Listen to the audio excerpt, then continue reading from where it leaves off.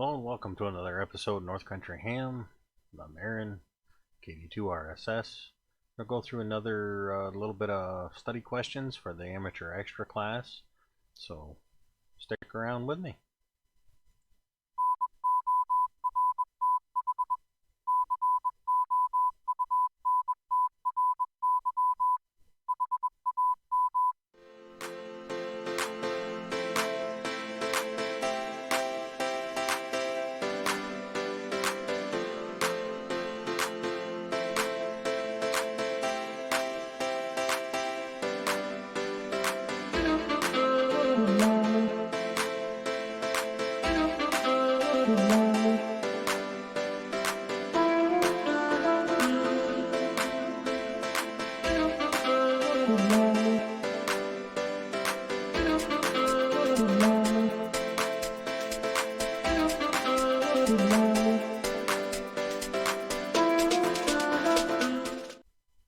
Alright, well, as I said before, we're going to go through some more questions out of the book here by Gordon West. So let me go transition to my overhead here. And here we go. Amateur extra class question pool. We'll pick up where we left off. And we're still in outer space communications. So, our next question here.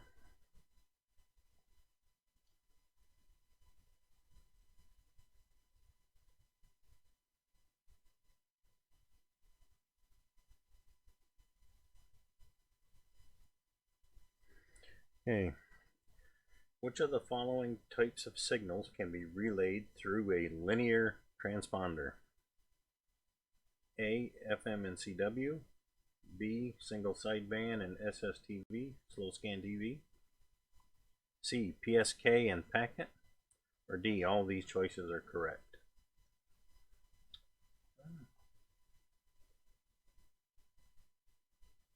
I'm thinking any, but let's see here. Thanks to AMSAT, many of our Oscar satellites offer a bent pipe retransmission of many transmission modes. If we uplink FM or CW, it comes back down as FM or CW respectively through the satellite's linear transponder. Same thing with single sideband, slow scan television, and digital modes. All of these signals are relayed through the satellite's onboard linear transponder. So the correct answer is D.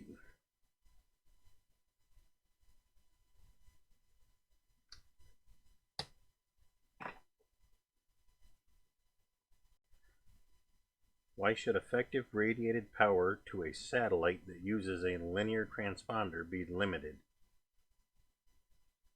A. To prevent creating errors in the satellite telemetry. B. To avoid reducing the downlink power to all users. C. To prevent the satellite from emitting out of band signals. Or D. To avoid interfering with terrestrial QSOs.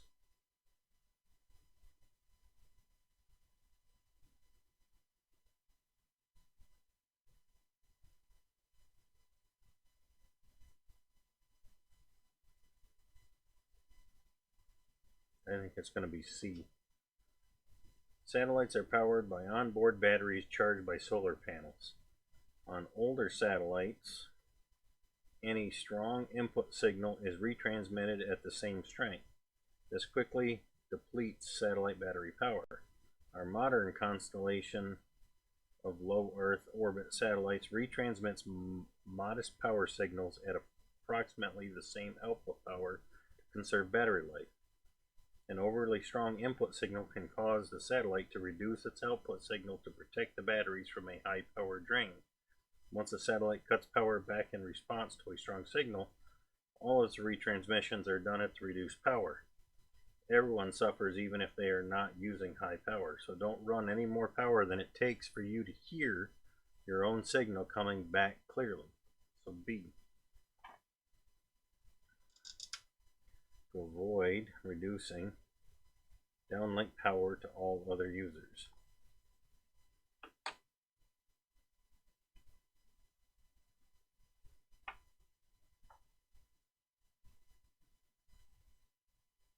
So, okay, which of the following occurs when a satellite is using an inverting linear transponder?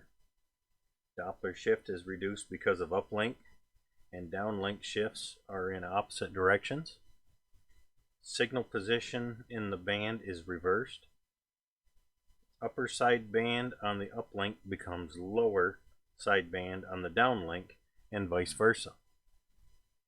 Or D, all of these are correct.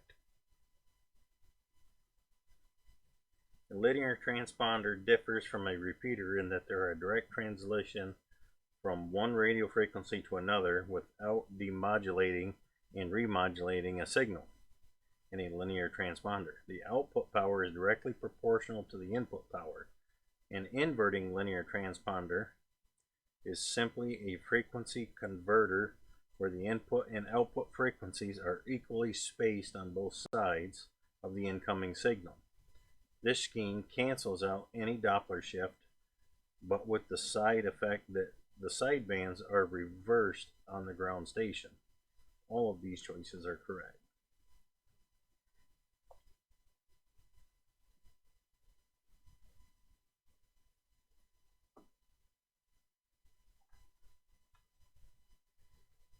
Okay.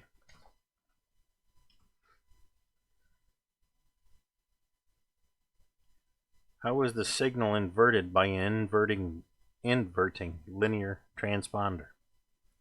The signal is detected and remodulated on the reverse sideband. The signal is passed through a nonlinear filter. The signal is reduced to I and Q components, and the Q components is filtered out. Or D, the signal is passed through a mixer, and the difference rather than the sum is transmitted. I am not sure on that one. Alright. An inverting linear transponder is incredibly simple, at least when compared to the other repeater schemes. A mixer will always produce the sums and differences of two frequencies injected into it. One can use either the sum of the difference of two frequencies injected into it. One can use either the sum of the difference frequencies. Using the difference frequency inverts the sidebands of any incoming frequency. So D is the correct one for that. So how is the signal inverted by an inverting linear transponder? The signal is passed through a mixer and the difference rather than the sum is transmitted. So hopefully that makes a little bit of sense to you, because I definitely jumbled that one up reading through it.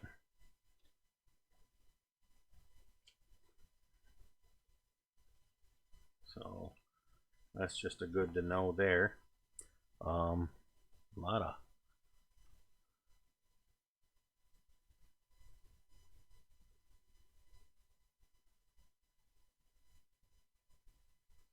dim that a little bit because I've got a lot of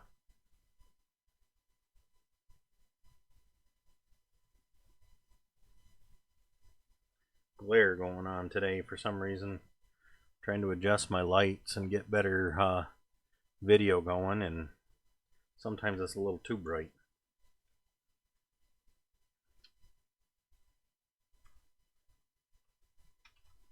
Okay.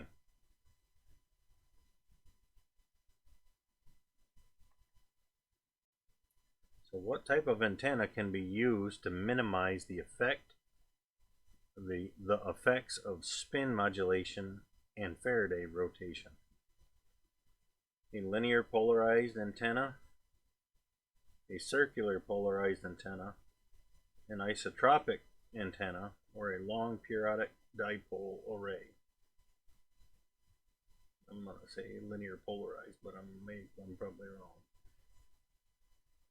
Okay, well, right there.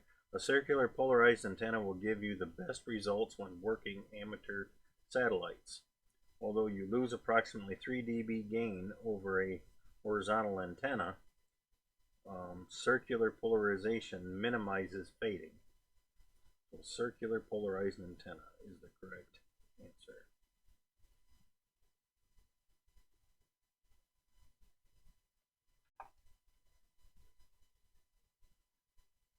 Here, a little chart here kind of showing the differences here. A small 3-element beam can easily hear a satellite signal, but continuously rotate the beam from vertical to horizontal to peak the signal. Good exercise. Cross-polarized dual feed beams take the polarization challenge away for smooth copy. Okay. Which of the following techniques is normally used by the low Earth orbiting digital satellites to relay messages around the world? A. Digipeating. B. Store and forward. C. Multi-satellite relaying. Or D. Node hopping.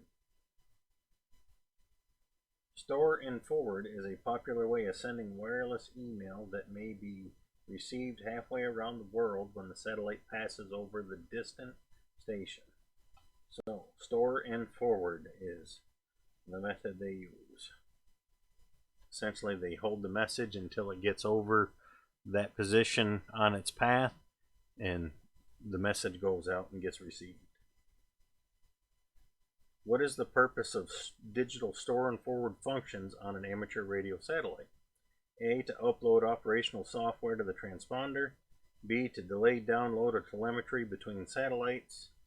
C. To store digital messages in the satellite for later download by other stations. Or D. To relay messages between satellites. Orbiting amateur radio satellites makes great store and forward devices to hold messages that may be downloaded later by other stations. So that's the whole purpose of that. To store and hold the digital messages to be downloaded later by other stations. Which HF amateur bands have frequencies authorized for space stations? Only the 40, 20, 17, 15, 12, and 10 meter bands. B. Only the 40, 20, 17, 15, and 10. C. Only 40, 30, 20, 15, 12, and 10. Or D. All HF bands.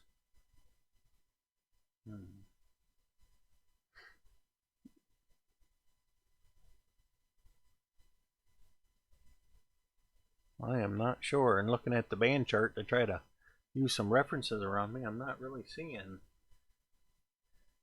By international agreement, all high-frequency ITU voice bands plus most of our regular high-frequency ham bands are available for space operation. This includes the 40, 20, 17, 15, 12, and 10 meter bands.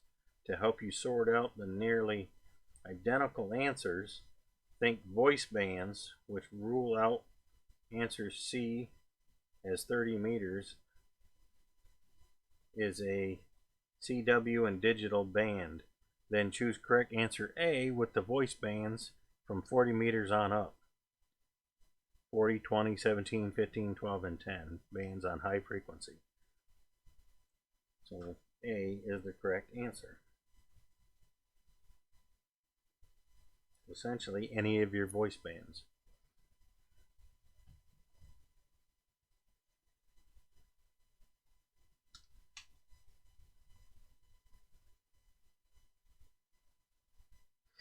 All right.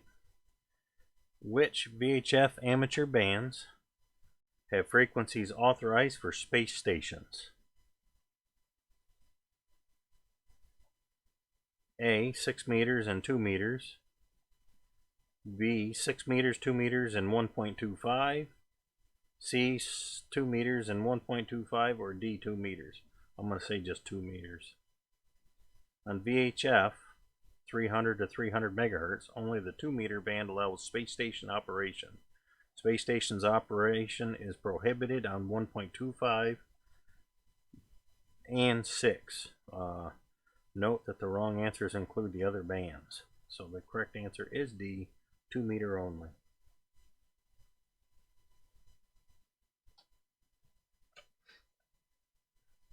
Which UHF amateur bands have frequencies authorized for space stations? 70 cm only, 70 cm and 13 cm, 70 and 33, or 33 and 13. On UHF 300 to 3000 megahertz, the 33 cm band is not allowed in space. or not allowed for space station operations, but all the other bands are allowed. This includes 70 cm and 13 cm. So 70 and 13, correct answer is B.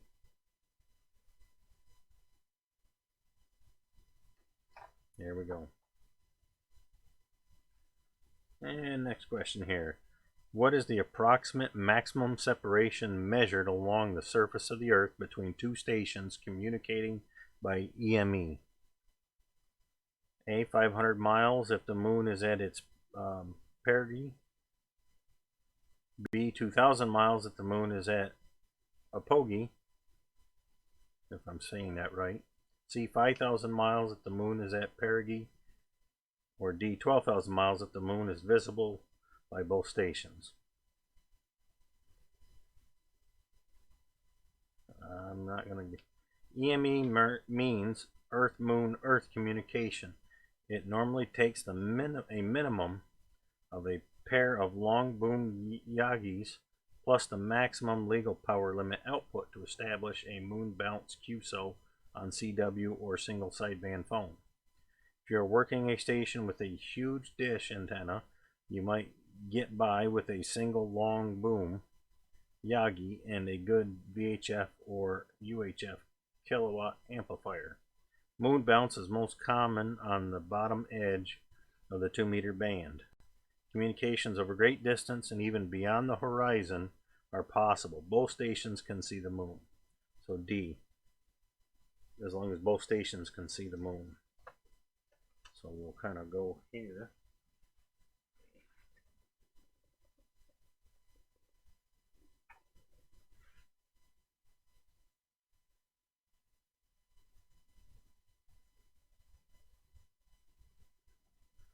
And I think we will call that there. 2, 3, 4, 5, 6.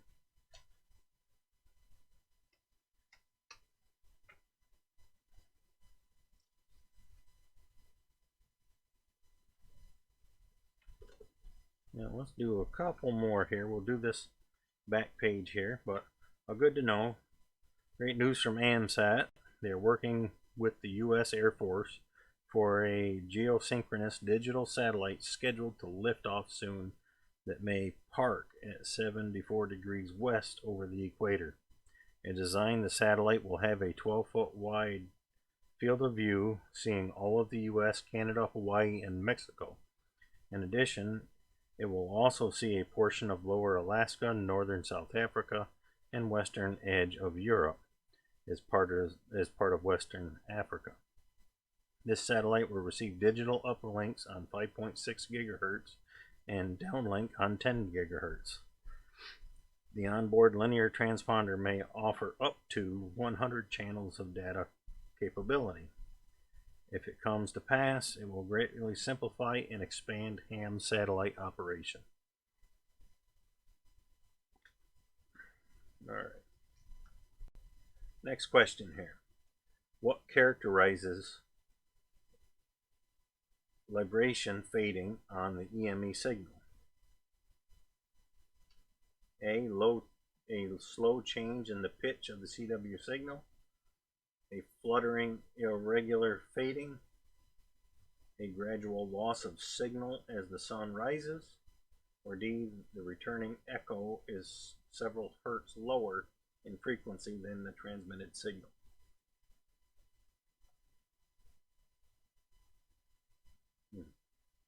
Remember, EME means Earth, Moon, Earth, and that the moon is not a perfect reflector of radio signals. All of those craters on the moon will cause your return signal to sound fluttery with rapid, irregular fading. So B, a fluttering, irregular fading.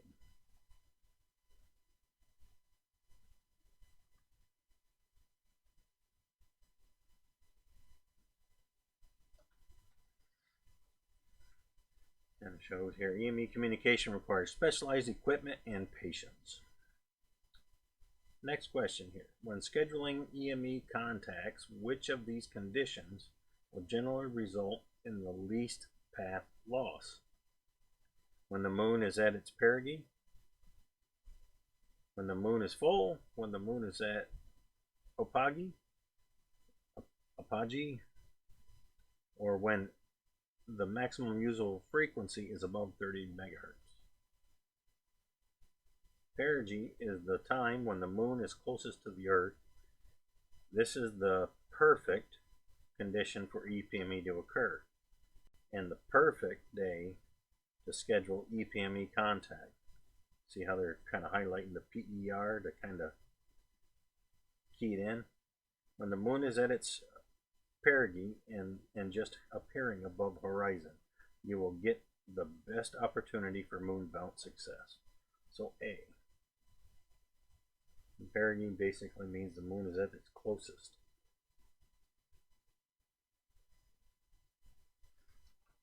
And we'll do this one here. We'll do the last one as the last one for today. Which of the following describes a method of establishing EME contacts? Time synchronous transmissions alternately from each station. Alternately from each station. Well, I cannot speak. Storing and forwarding digital messages. Judging optimal transmission times by monitoring beacons reflected up from the moon. Or D, high-speed CW identification to avoid fading. I would say C. Although in the wild, EME contacts have occurred, your chances of making an EME contact are much, much better if you have some means of scheduling ahead of time. The GT65 and QRA64 digital modes are scheduled modes specifically for EME contacts. A. So a time synchronous transmission.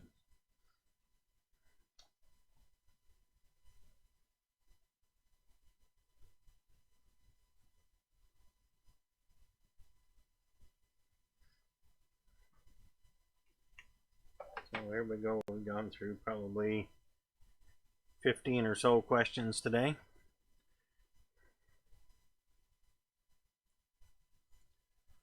So thanks again for watching and joining in with me, studying along. I hope you're finding this useful. I know it's helping me just retain some of the stuff by going through and reading it and going along with everybody. So I do appreciate you stopping in and watching. And as always, get on the air.